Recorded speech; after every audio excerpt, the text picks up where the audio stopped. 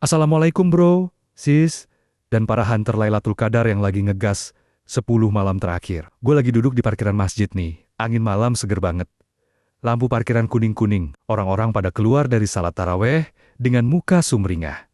Subhanallah, ini baru namanya malam-malam penuh berkah. Gue ngeliatin mereka pulang, ada yang bawa anak kecil, ada yang jalan berdua sambil ketawa-ketawa pelan. Tapi yang bikin gue melongo, ya ampun, rombongan cewek-cewek yang baru keluar dari masjid itu. Astagfirullah, calon penghuni surga semua bro, kerudung rapi, senyumnya manis, jalannya anggun. Gue sampai mikir, wah, ini yang bikin orang-orang pada berusaha banget ke masjid 10 malam ini. Biar ketemu yang kayak gini di akhirat nanti. Tapi tiba-tiba, otak gue malah ngelantur ke tempat yang aneh banget. Gue kepikiran, jangan-jangan di antara mereka ada yang lagi diganggu jin sihir. Hahaha. Iya gue tahu. Lagi lihat cewek cantik kok malah mikir jin. Tapi serius deh. Malam-malam kayak gini, pas lagi kejar Lailatul Qadar, iman lagi tinggi-tingginya. Justru sering banget setan dan jinnya pada gencar nyerang. Gue sebagai creator yang udah bertahun-tahun ngefollow para peruqyah senior internasional, seperti Syekh Wahid Abdussalam Bali dan Syekh Abdul Rauf Ben Halimah. Plus udah baca kitab-kitab mereka sampai bolak-balik dan ikut kelas online mereka. Pengen cerita ke kalian secara detail banget malam ini. Jadi duduk manis dulu, ambil air putih. Siap-siap denger penjelasan yang bikin bulu kuduk merinding, tapi ada lucunya juga. Gaspol ya. Pertama, gimana sih caranya jin itu masuk ke tubuh korban sihir? Menurut Syekh Wahid Abdussalam Bali, di kitab legendarisnya Ruqyah Jin, Sihir dan Terapinya, jin itu nggak masuk lewat mulut kayak makan mie instan bro. Dia masuk lewat jalan darah. Dalilnya langsung dari hadis Sahih Bukhari dan Muslim. Sesungguhnya setan berjalan pada anak Adam di tempat mengalirnya darah. Gila kan? Jadi jin kafir yang dipanggil tukang sihir itu kayak hacker yang nyusup lewat aliran darah kita. Pintu masuknya biasanya pas emosi lagi kacau, marah berat, sedih mendalam, takut berlebihan, atau lagi jatuh cinta buta, sama yang gak halal. Detak jantung ngebut, pori-pori terbuka, aura pertahanan iman lagi drop. Tukang sihir tinggal kirim jinnya lewat jimat, rambut korban, atau bahkan foto. Jinnya dateng, masuk pelan-pelan, dan langsung nyari tempat nyaman. Syekh Abdul Rauf Ben Halimah, yang udah nge-catch jin sejak tahun 2007, pernah cerita di video ruqyahnya, jin ini bisa bergerak kayak virus di game Mobile Legends, nyebar ke seluruh tubuh, lewat saraf, dan pembuluh darah. Kadang langsung ke kepala bikin was-was parah. Kadang ke perut, atau yang paling sering, ke rahim cewek-cewek. Makanya banyak kasus cewek tiba-tiba pendarahan aneh, atau susah nikah. Nah, sekarang jenis-jenis kerjanya ada 3 tipe utama yang sering gue denger langsung dari pengalaman para peruqyah senior. 1.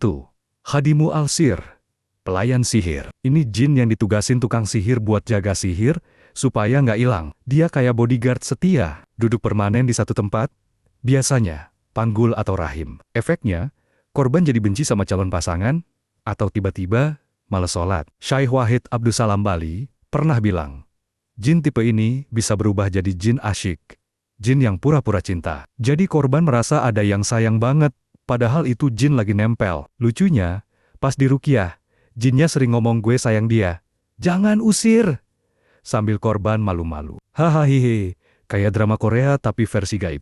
2. Al-Masu, Al-Hakiki. Kerasukan sementara. Ini yang masuk keluar kayak shift kerja. Siang masuk, malam keluar. Gejalanya gila-gilaan, tiba-tiba ngomong bahasa aneh, tubuh kejang, atau kasih info gaib, yang bener banget. Syekh Abdul Rauf Ben Halimah pernah cerita kasus pasiennya bisa ngomong nama tukang sihir dan lokasi benda sihirnya pas di ruqyah. Jinnya keluar lewat muntah, keringat dingin, atau bahkan jerit-jeritan. Lucu sekaligus serem.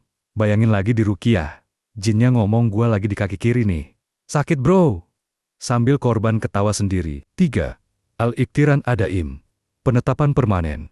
Ini yang paling berat. Jinnya udah kayak menyatu sama tubuh. Nempel terus dari ujung rambut sampai ujung kaki. Dia ngendalikan saraf, otak, bahkan hormon. Efeknya, penyakit aneh yang dokter nggak nemu penyebabnya, depresi berat, atau bahkan kelumpuhan mendadak. Syekh Wahid Abdussalam Bali di kitabnya jelasin detail banget. Jin ini sering ngumpul di tulang belakang, lalu nyebar. Pas diruqyah, dia bisa lari dari kepala turun ke kaki. Persis yang Syekh Abdul Rauf bin Halimah ajarin, ikutin jalur saraf, pijat plus bacain Quran, jinnya pelan-pelan turun sampai keluar lewat telapak kaki. Dalil kuatnya, Quran Surah Al-Baqarah ayat 102. Sihir itu nyata, diajarkan setan di Babil, dan bisa memisahkan suami istri. Nabi SAW sendiri pernah disihir, sampai beliau merasa melakukan sesuatu yang sebenarnya tidak dilakukan, sebagaimana diriwayatkan dalam hadis Aisyah radhiyallahu anha. Jadi, ini bukan cerita horor doang, ini real bro, lucu yang sering terjadi di pengalaman para peruqyah. Jinnya suka ngeles. Pas ditanya, "Lo siapa?" Jawabnya, "Gue jin muslim, padahal jelas-jelas kafir."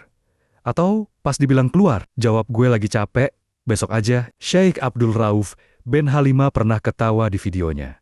Jin ini kayak anak muda malas kerja, tapi kalau Quran dibaca kenceng, langsung jerit minta ampun. Gimana cara keluarnya? Ruqyah syariah bro. Bukan mantra aneh-aneh, cukup ayat-ayat Quran seperti ayat kursi, surah Al-Falaq, surah An-Nas, Quran Surah Al-Baqarah, ayat 102, dan doa-doa dari sunnah. Syekh Wahid Abdussalam Bali dan Syekh Abdul Rauf bin Halimah sama-sama ajarin. Bacain sambil tiup ke air, minum 7 hari, atau mandi dengan air ruqyah. Tambah madu, kurma ajwa, dan bekam. Kalau jinnya bandel, bacain terus sampai dia ngaku lokasi benda sihirnya, lalu bakar benda itu. Gue sendiri udah lihat video kasus mereka. Ada yang jinnya keluar sambil korban muntah darah hitam, ada yang badannya panas banget, lalu dingin mendadak. Subhanallah. Intinya, di 10 malam terakhir ini, jaga iman banget. Zikir terus, salat malam, baca Quran, jangan sampai emosi drop.